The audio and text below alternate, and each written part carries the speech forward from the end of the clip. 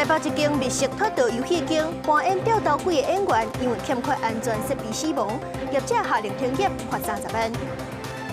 邮轮丰田亚斯号被汉他病毒，有一个纽西兰籍的游客入境台湾，目前检验是阴性的，伫咧病院自主健康管理。国内工作大厂正良甲永丰有因为成本抢悬，宣布工业用纸甲纸箱要起价，卫生纸暂时无要起。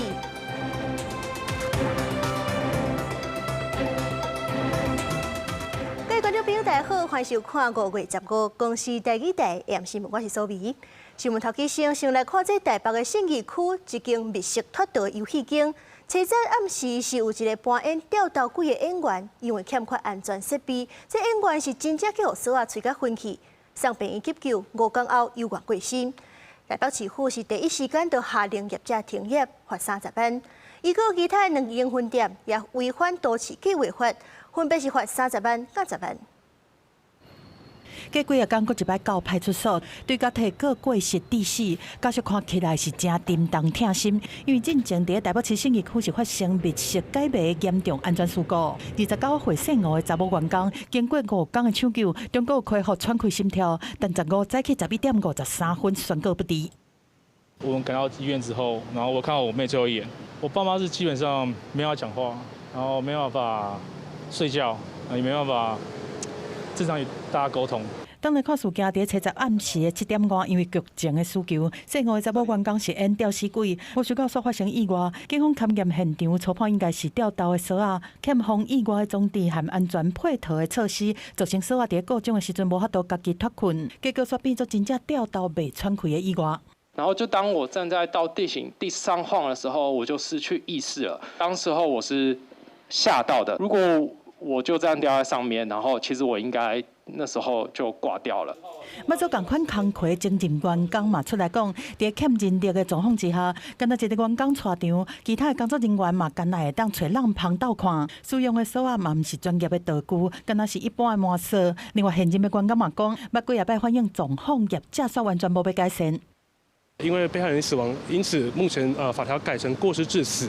那在民事的求偿上面，我们会相对应的去做关于财产上跟非财产上的提高求偿的数额。目前当事的业者敢若透过声明回应讲，对应该负的责任，因会勇敢承担。嘛有台北市议员质疑讲，这种密室解谜，在相关条例内面，红归类做56号物业的游乐园。不过，迄当阵归类的时阵，也无亲像这种店家无定配套措施，甲打嘛无电塔开闸。我们文化局承担这个责任以后，我们很快速的拟了几个新的未来的做法。我们应该在今天会议做成决议以后，可能就开始启动。那是今天做成决议。台北市劳动局嘛强调，案件是重大职灾事件，已经照违反职业安全卫生法，罚因相关代票30万。另外2间分店嘛已经违反都市计划法的相关规定，信义店因为情节重大，罚相关30万；南京三民店罚10万，加起来拢总是70万。记者综合报道。邮轮丰田亚斯号发生汉他病毒群组感染，疾管署今仔日开记者会，讲是有一个纽西兰籍的邮轮乘客入境台湾，汉他病毒检验目前是阴性的，目前也无病症，是伫咧病院加强自主健康管理到6月初6。疾管署是表示讲，对咱国内社区无啥风险，唔免伤过惊吓。荷兰籍邮轮昂德阿斯号进前发生罕见的人为人的汉他病毒规定感染事件，甲当已经造成3人因为感染死亡。咱国疾管署15下晡临时召开记者会，公布有一个捌坐这个邮轮的纽西兰籍乘客5月初7入境台湾佚佗。这个乘客上新的检验结果嘛公布，汉他病毒检测全部阴性，目前暂时排除感染。经过采检4种检体，包括血液、尿液、唾液跟鼻咽的检体，那我们昨天晚上的报告都出来，就是都检验阴性。疾管署表示，这个乘客是今年4月24日圣赫勒拿岛落船，甲其他乘客最后做阵是4月25。咱国是5月13下晡有接到纽西兰通报，随启动联络甲防疫机制，安排这个乘客采检，各地病院担任病房加强型自主健康管理。因为汉他病毒的暗作期上长42天，所以会监测到6月初6月初7解除管理期间，这个乘客会当挂 N95 催暗，伫医护人员的陪伴，有限度出外活动。如果说有违反的话，是会依照67条呢来处以6万元以上30万元以下的罚款哦。不过我们会透过充分的沟通，跟这一位外籍乘客了解，他也表达非常愿意合作。疾管署是讲，已经要求这个乘客大家量体温，原来会每礼拜定期采检，一直到加强型自主健康管理期满，对于国内社区无风险。若是伫台湾期间的医疗费用，会由这个乘客家己负担。纽西兰政府伫必要的时阵，原来提供协助。记者采访报道。来看股市，台股今仔日早盘受 AI 股带动，是大起650点，冲到42408点破纪录。不过是10点外就开始在落，起落是9000点，收盘是41172点，落579点。台积电是2265块，落5块。美国股市涨起，所以讲就带动台股早盘冲到历史新高。不过早起10点外，亚洲股市就拢开始咧大落，日股是落尾2%，韩股落6%外。咱台股收盘是落579点，42000点徛无在。不过，光学镜头的大厂大力光收盘又搁涨停，这礼拜就起3成。国内工作的大厂正亮甲永丰余因为成本欠悬，宣布要起价。正亮是这个月开始，工业用纸甲纸箱啊要起10%。因若是永丰余是会针对高成本的订单甲客户协商来调整价格。因若是甲咱日常生活较有关系卫生纸，暂时无要起。美西战争互能源运费等成本欠悬，国内工纸大厂挡袂牢，宣布起价。亲像工纸大厂正隆，因为人工运费、土炭甲天然气等成本贴悬，宣布包含工业用纸甲纸箱啊，这个月开始陆续起价10%。经过我们去跟他说明以后，大概都有取得共识了，同意在从5月份起调整4%。另外一间工纸大厂永丰余15开线顶发脆会，总经理陆炳正表示，因为国际形势和运费能源，也个化工原料价格拢同步变贵，工纸产品会照市场状况调整价格。不过最近因为成本压力无等好，4月开始已经针对部分成本高的南山订单做价格调整。有关系民生需要卫生纸等消费品价格动向引起关注。消费品的部分目前还没有做相关的调整，由于这个成本往上走的状况是需求，再来考虑会不会有调整的动作。同款面临成本压力的，也有国内中华纸厂总经理陈瑞虎表示，因为茶库一直欠货，预期第2季也有真侪挑战。不过即马毋是成本的上观点，真正观点可能会落伫最近3个月，下半年无排除继续起价。今年是从2月一直到4月、5月都有小幅度的一个提涨，今年以来大概是10到15%。累计啊，如果说国际原料价格持续在高档，那再加上通膨压力仍然持续那卫生纸就有可能调涨那但是卫生纸它比较属于这个民生用品它的通路呢跟政府呢通常比较敏感所以说涨幅跟速度呢未必像纸箱这么样的快。不过专家预期，若国际原料价格继续欠悬，卫生纸可能起价，民众钱袋啊恐惊要搁变落。记者综合报道。来看基隆和平岛的水资源回收中心，是竟然去互人偷盗废弃物，检调有担公务处的人员，甲厂商计共14个人，说个月科长是30万交保，说连的业者去互检方升压，检方是也咧扩大侦办。那所在向下骹看，基隆和平岛的水资源回收中心内底湿地囤公务处的废弃物，不过检调进前接到通报，疑似长期遭到特定证书到兴建废弃物。检警连日搜证14所在水资源中心市府公务处办公室、甲承包商办公处等地点，各向谈公务处人员、业者14人到案，依照废弃物清理法救办。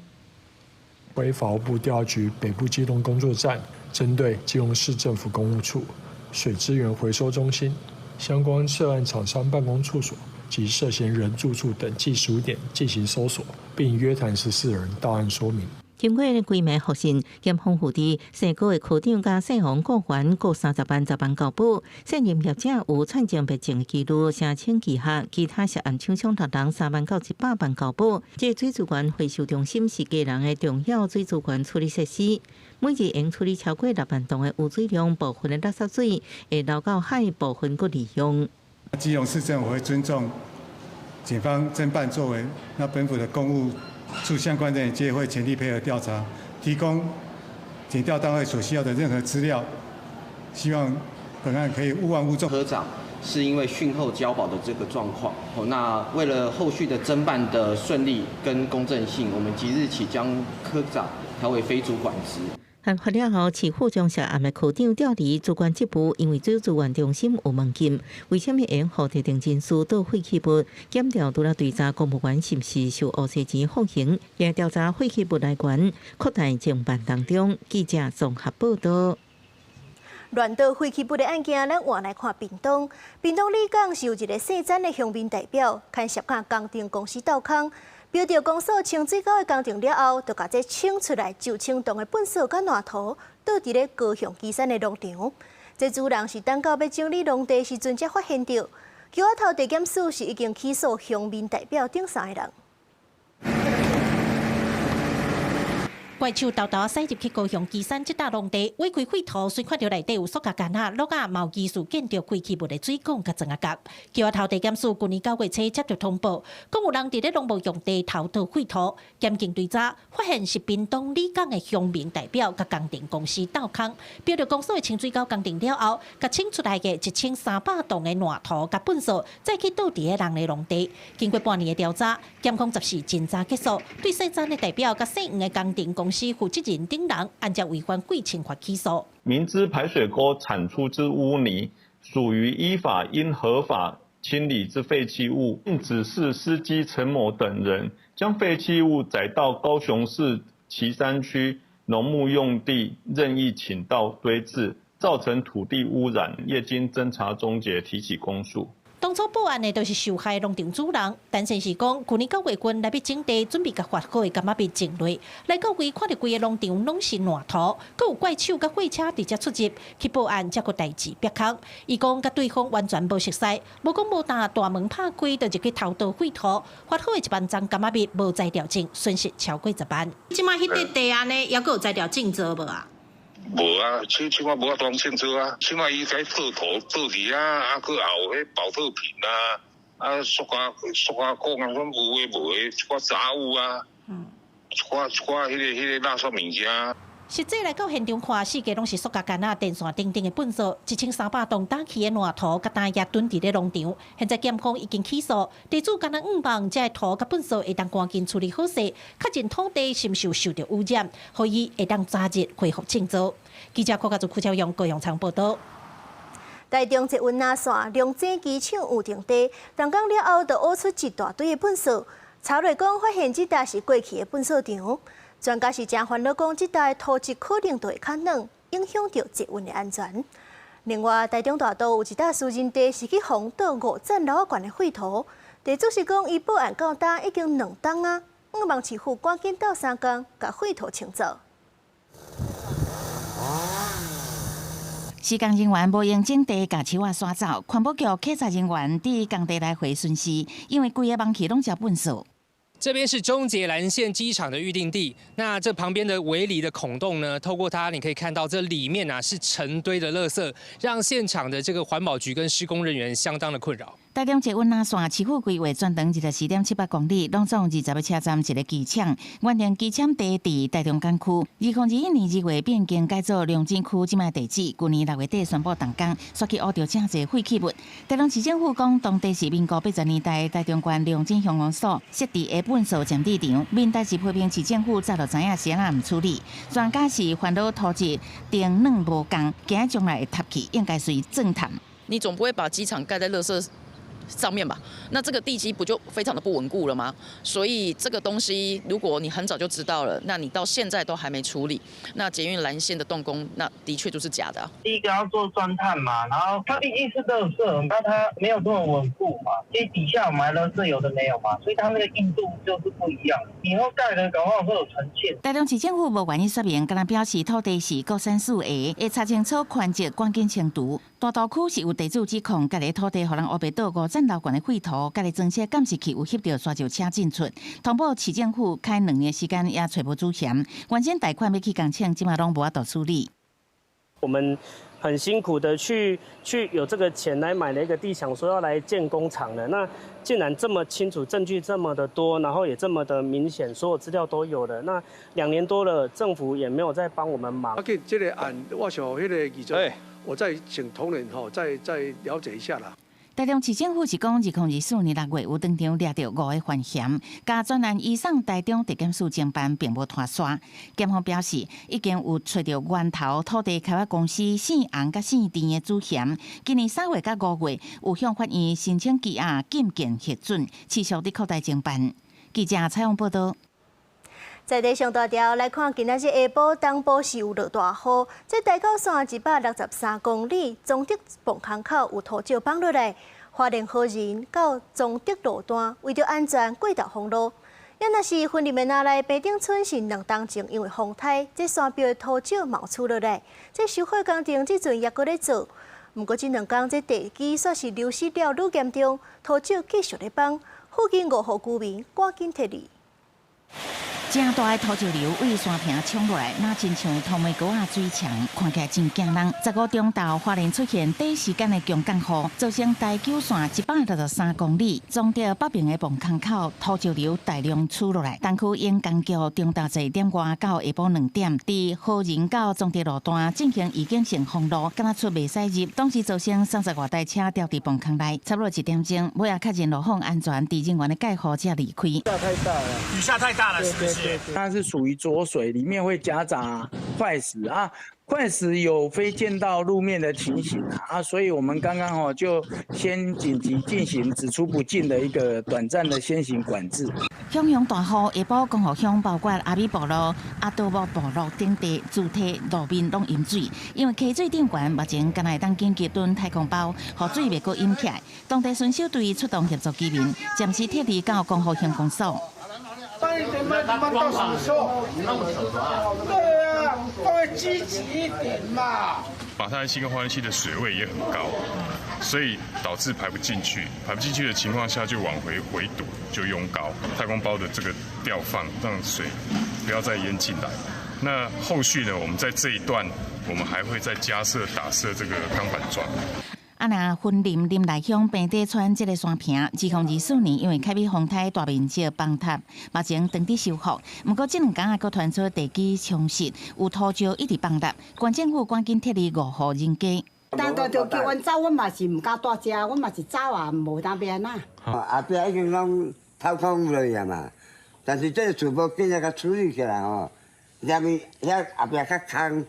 规个厝会怎能够变过？花莲县政府水利处表示，目前施工团队当全力赶工，希望会当彻底稳定坎卡的结构，改善崩塌区域。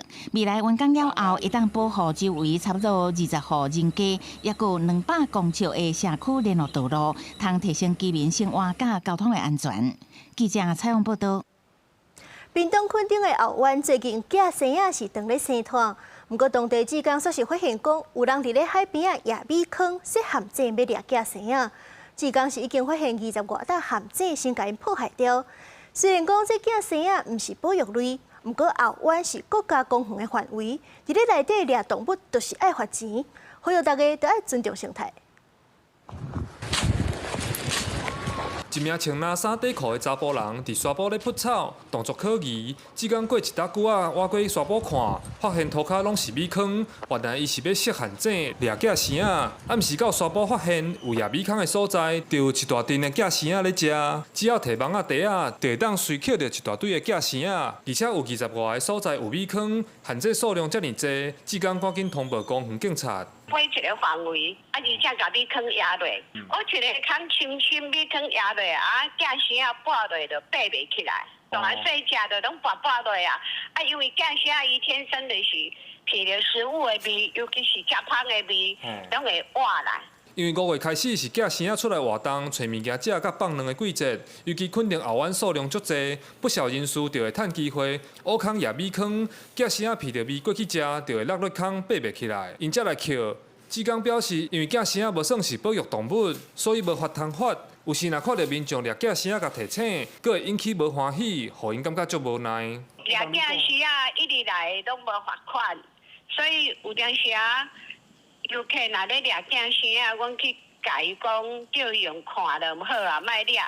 有当时会过去互游客骂啊。本处获报后，立即派员会同国家公园检查队前往清查，并将米坑等陷阱清理。一经发现，将依国家公园法处以3000元的罚款。垦管处讲，虽然假生仔毋是保育类动物，但是后湾算国家公园范围，有掠着嘛会罚钱，提醒无买卖就无拿保。志刚表示，这几年假生仔的数量才豆豆恢复，希望民众会当尊重生态环境，甲上水的大自然保留给每一个人。记者柯炳哲，屏东报道。碰撞要回收是真够工，就爱3-4个人做伙才有法度拆一组上紧也爱15分钟。即阵南投埔里的清洁队是由这队员改良怪手，用怪手来拆碰撞，唔免遐尼侪人工，速度搁紧，做伙来看。这台怪手是埔里清洁队员黄世明改良的。伊早是咧修理车，后来至埔里清洁队服务20-30天。会改良这台怪手是因为这的本数量较侪，回收物内底碰撞较占位，所以开始想要改良怪手，来互拆碰撞变较轻松。我修理车底，较早捌做过铁牛啊，3工挂做安尼啦。因为这较早就拢大约啊，这故障有哦，迄较早就拢拢有伫摸啦。效果用是袂歹啦，那愈熟吼愈紧啦，啊佫轻松，手佫拢袂碰怕。埔里清洁队长讲，用这台改良的怪手拆碰撞，只要5到10分钟，就当拆好一顶，省时佫省工。啊，用这个大钢牙伫拆、伫拆这个碰撞的时候，非常的紧，平均一顶5分至10分钟内吼，就会当拆完成。啊，所以这个工作效率非常的好，一工人安尼听好拆20-30顶。时间缩短，啊，甲非常节省的人力。传统拆碰撞拢爱3-4个人斗阵做，有人加开外表的布料，较厚的就爱用火焰打刮好开。刷落来，搁爱拆开铁架啊，上无爱15分钟，真够工。埔里清洁队长表示，清洁队员内底真侪人拢有其他的专长，有人会晓铁工，有人会晓水电。设计这台怪手，真正是真有班章。现主是埔里清洁队已经有2个少年人会晓使用，嘛大大消透回收碰撞的压力。记者杨秀南投报道。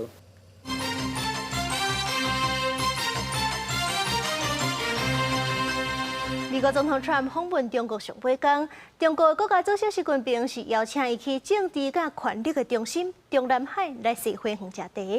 重点是要讨论双边的贸易，也佮有伊朗的战争，无讲到台湾议题。Trump 过道也已经坐专机返去美国。美国总统川普15号人邀请去中南海，这是尼克森、小布希、奥巴马了后第4个加入这个中国政治权力中心的美国总统，凸显中国高规格的礼遇。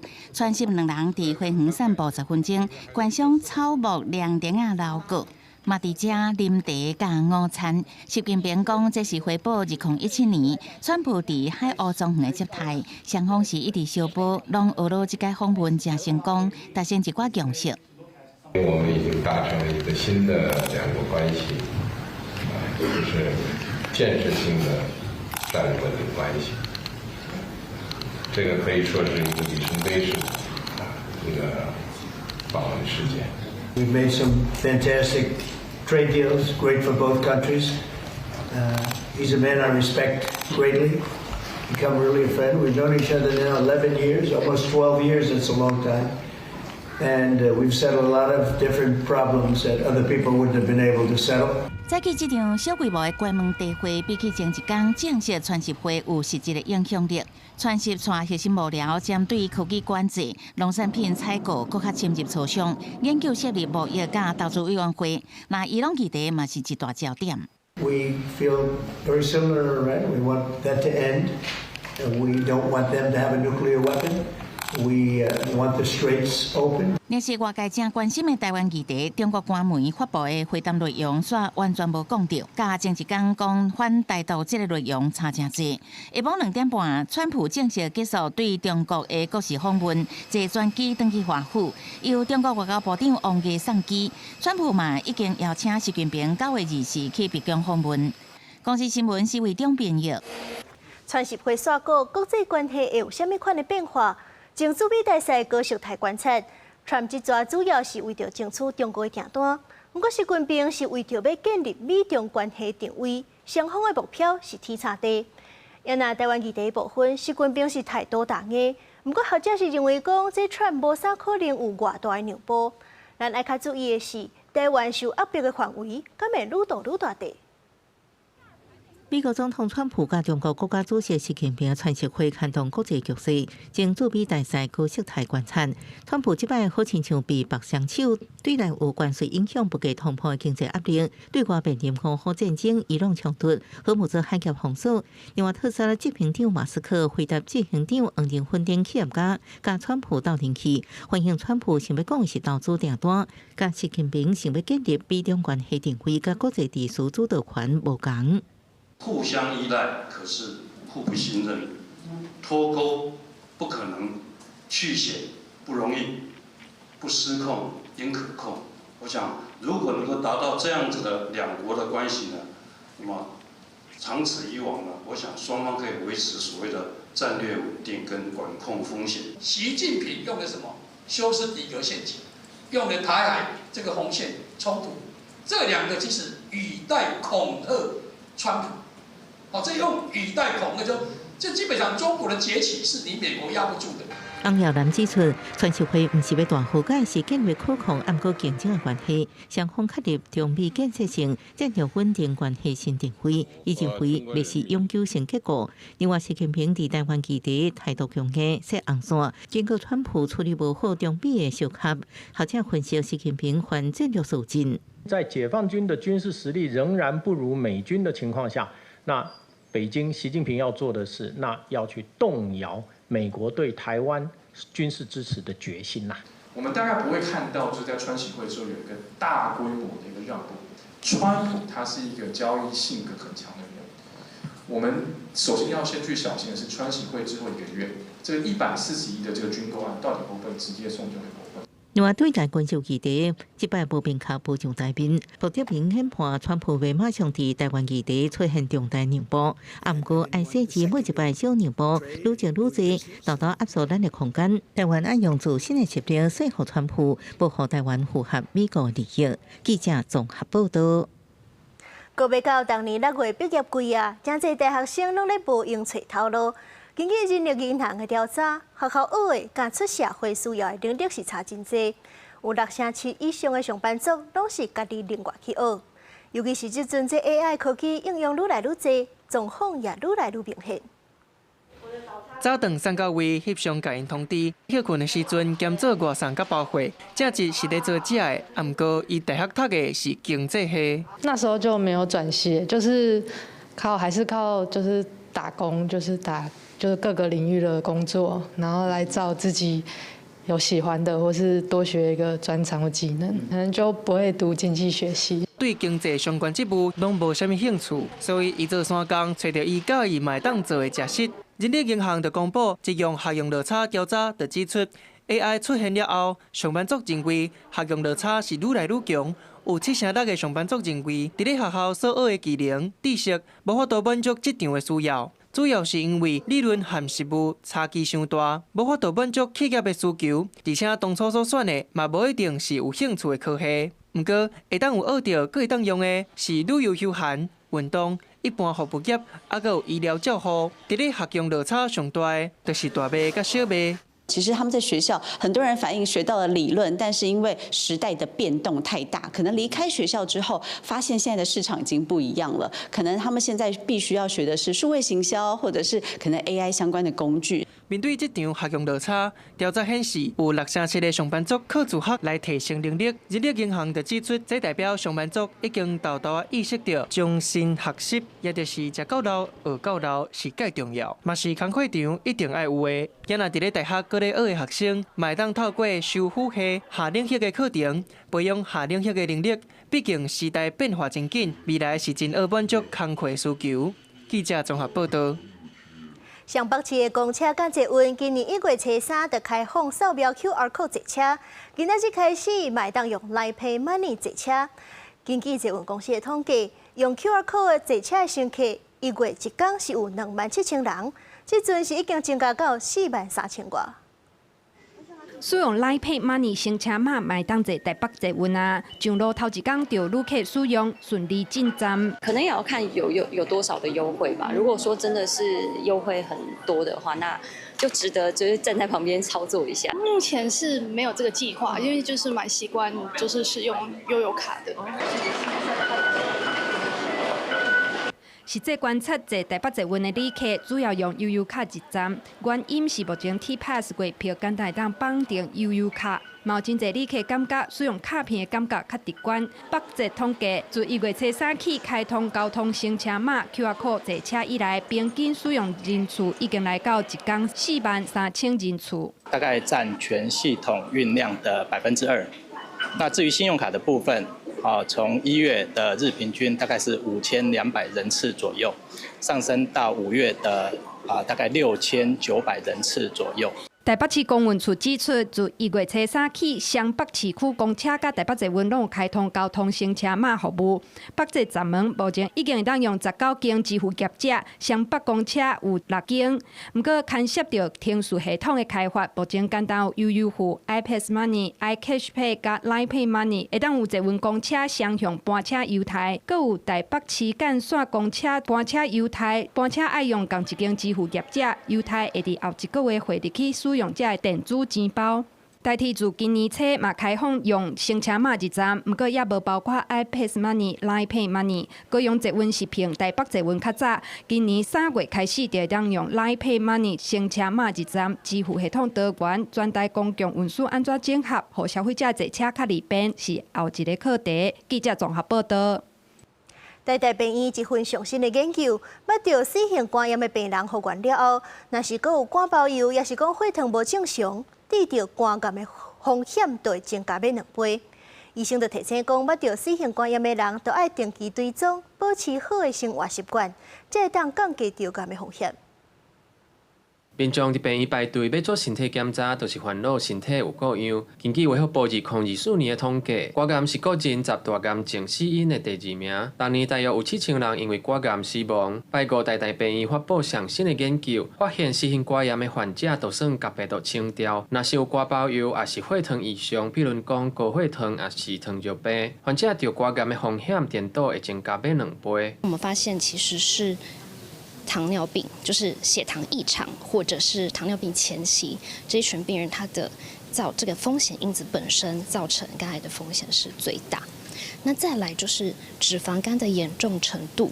医生讲，虽然医疗技术愈来愈进步，95%的4型肝炎患者拢会当成功治疗，不过无代表讲完全无得癌的风险。医生建议民众唔但爱做定期的检查，嘛要建立好的生活习惯，包括讲食食的控制、运动等等，才通降低咱肝癌负担。这些体重的控制，那脂肪肝的改善，以及代谢因子或者血糖的控制，应该还是所有的膝肝的患者这一辈子都应该要奉行注意的一些事项。另外，这份4型肝炎的研究嘛发布伫国际1.1的医疗期刊，提供全球4型肝炎患者做治疗甲追踪重要的参考，嘛提悬台湾医疗研究伫国际知名度。记者郭金阳、王志光台北报道。地方消息，咱先来看这边这画面，电火条顶头是有一大群高山看到真惊人。台东这几年是有愈来愈侪高山伫咧平地活动。这礼拜有民众搁伫咧东海谷底看到这高山伫咧露台头食物件。议员是要求讲县府都爱成立赶教的巡守队，也爱规划防教的办法。电杆翕到门口埕的树仔海袂停，向用出现一只台湾猴跳入来，无偌久，佮翕到走去厝尾顶，佮秘伫咧东海谷底一户真家厝的露台食物件。台东市洪胜利里长这几天接到足侪里面通报有高山出现，随伫咧附近藏人要甲掠。里长怀疑2天前台东市里溪山就传出有一大阵台湾猴，也若东海谷底离里溪山无偌远，高山可能是来找食的。是有可能是鲤鱼鱼山那个地方那个区域的猴子啊，可能找食物啊找不到啊，就一路这样走过来。顶个月，台东东海岸才出现一大阵台湾高落山，因甲人类的生活距离愈来愈近，真后发生人甲狗的冲突。也那台东县议会当日召开定期会，有关机关的要求，政府爱编列预算，设立赶狗巡守队，建立系统性的作为。成立这个驱猴的这个巡守队，来协助受到猴害的农民，能够有人帮忙他把产生猴害的猴子给能够赶走。那有许多的方案，那么后续会来做研议，相关的经费我们已经都有在编列中。政府强调，台湾狗虽然已经不是保育类动物啦，不过野生动物也是有一定的处理程序要遵守。今年已经追加300万的预算，会搁再建议投入保护农作物甲人家厝的做法。记者综合报道。台南佐镇越世界地形真出名，即阵在地居民是甲大学合作，用千山文化做主题，创作竹甲顶，带大家来看台南的佐镇地方创新了后新模样。佐镇对2024年开始举办竹灯会，打造出特有的地方品牌。不过，这个活动的经费属是地方自主款无，虽然艰苦，但是却凝聚在地居民的感情和团结。这件事情是给在地做了一个强心剂。灯会是一群在地人跟一群不管是青、中、壮3个世代人一起共同去做努力。后面这个呢，就是用我们西拉雅的特殊姓氏，像卓、买、冰、标这些，其实都是很特殊的姓氏。但这其实都是从我们的新港文书里面的这些字音去发现说，原来这些都是我们西拉雅族亲的一个姓氏的来源。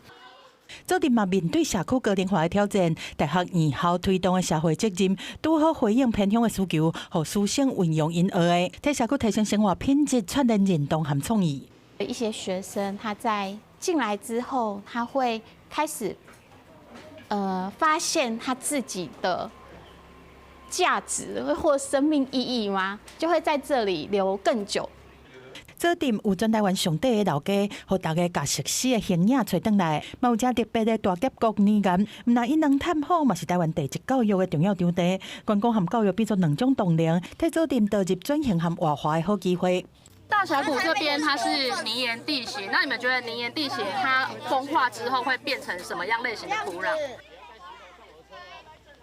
本地是极限条件的小镇，即摆创造出地方文化影响。佐镇的竹灯光起来的时阵，逐年无共主题和故事，互居民和游客伫光影内面，持续期待佐镇的后一个创意。记者综合报道。海委会国家海洋研究院15日在澎湖举办海洋研究成果特展，是用趣味和互动方式，互民众来认识海洋知识。现场佫安排民谣大师陈明忠替海洋写一条渔歌。用这轻松的节奏，让人感受到因对海洋的热情。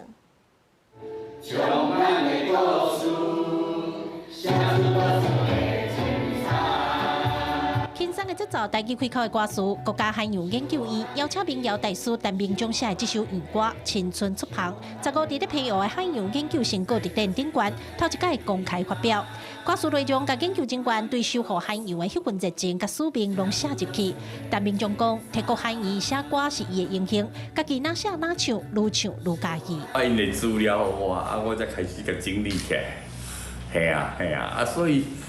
我嘛毋知影运气足好诶，这首歌写得真好听，我家己嘛介意啊，嘿啊，很有朝气啊，青春的港，大船出航诶。国海院伫2019年成立，因为英国民众对国海院较无遐尼熟悉，院长陈忠林讲，除了邀请陈明忠老师写歌来增加国海院甲民众的连接以外，这届嘛专工选择澎湖来举办头一场研究成果特展，透过趣味的互动方式，甲因对海洋作为历史文化、生态研究甲工程科技，拢小解给民众认捌。这重点就是要唤醒，就是说我们自己人，就说你跟海洋互动的一个关系，尤其是啥？尤其是讲你伫海岸在生活的人，是安那扣海假海，还有包括我们就怎么去因应这个所谓的海洋科技，还有包括智慧海洋这些相关的议题。因为海洋只有人文，还有包括生态跟科技。这场特展会伫澎湖生活博物馆展到10月13，但钟林强调，台湾是海洋国家，望透过各种的小解，社国较侪人斗阵来投入研究的工课，守护咱的海洋。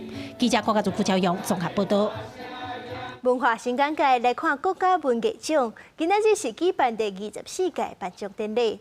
这回是由歌戏国宝王金英等7位艺文工作者得奖。总统赖清德出席典礼，强调讲文化甲艺术决定咱这块岛灵魂的深度，也表示讲政府会继续守护自由多元的创作环境。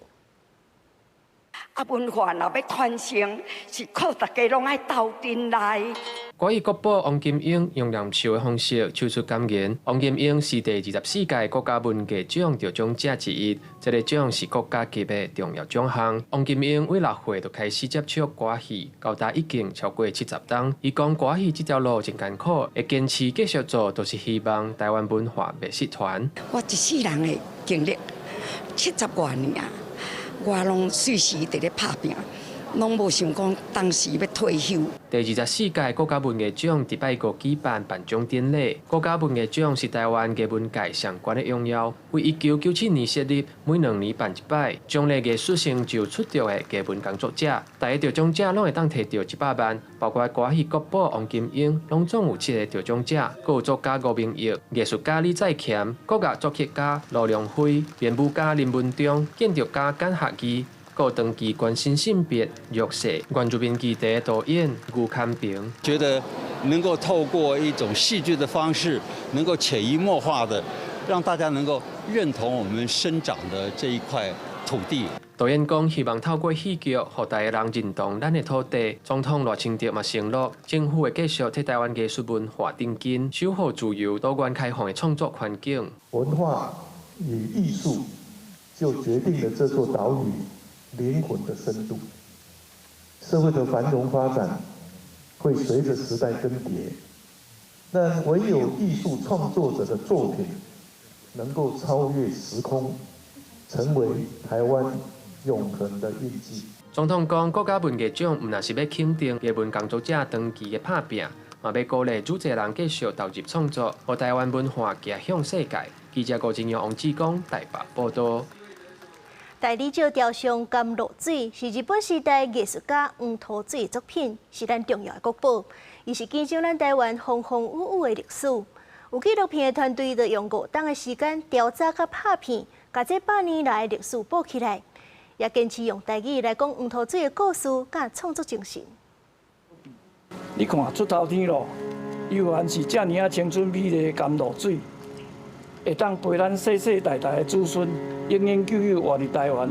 甘露水是台湾艺术家黄土水1921年的大理石作品，经历威权到民主充满千件党项的历史，甘露水对失落受张凤飘艺术家族的保护封存，到重新出现伫世人面头前，大约100年。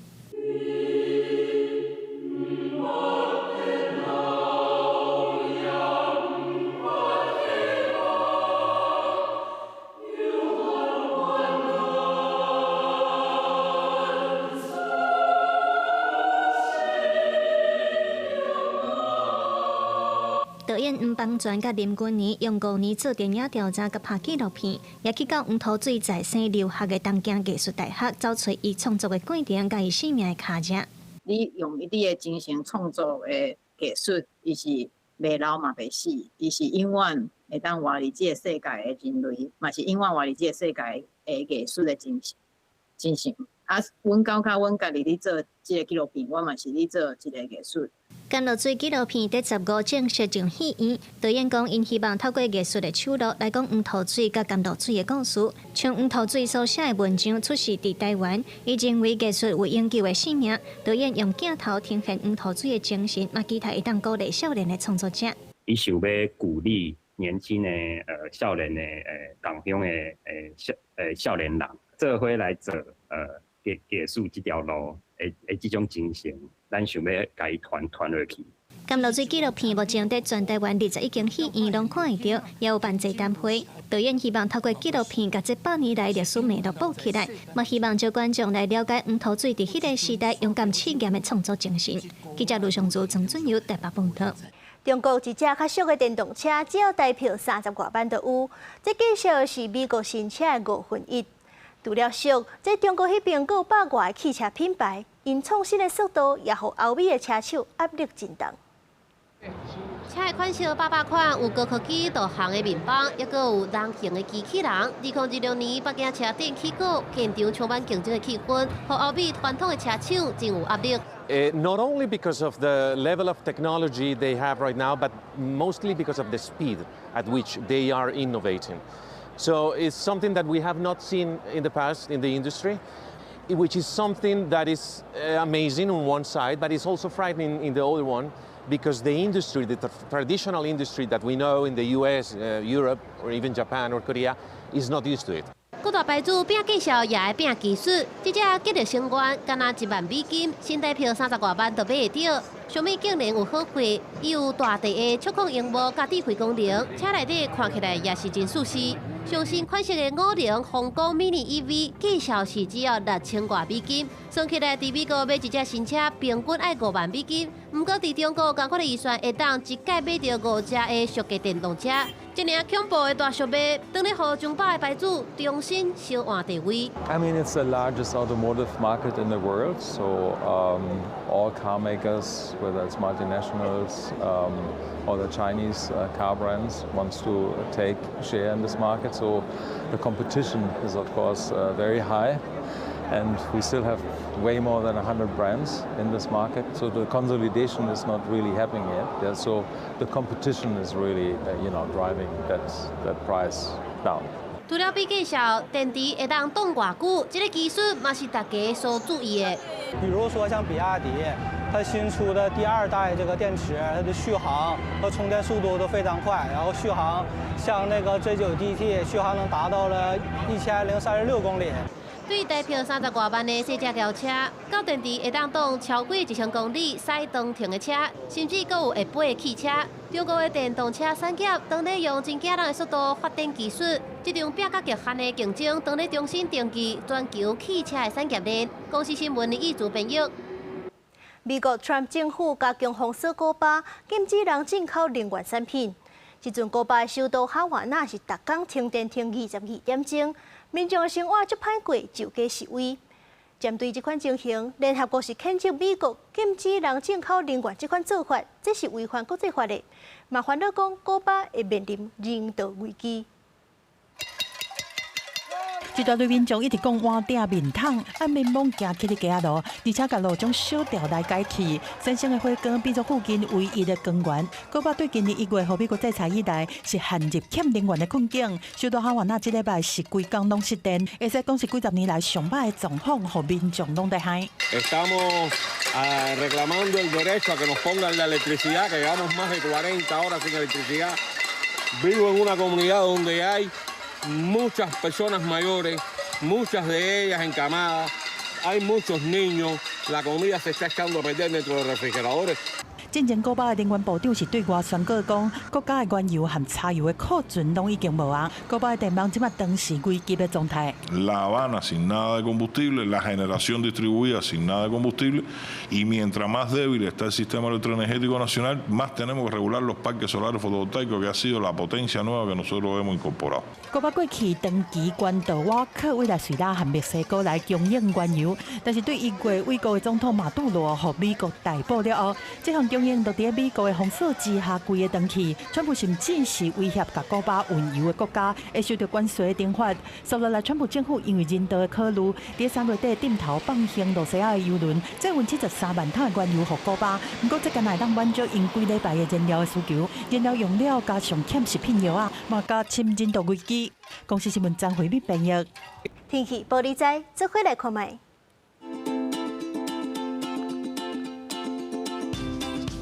北部地区22度到33度，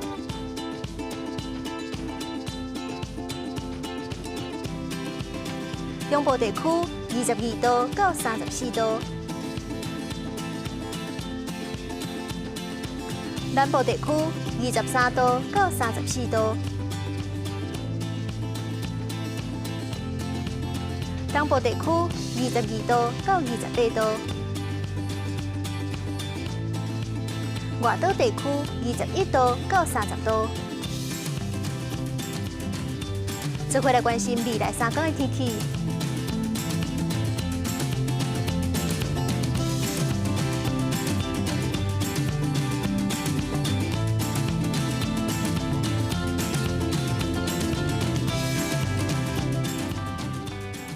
感谢观众朋友收看今仔日的 AM 新闻，我是苏眉，咱明仔载同一个时间再会。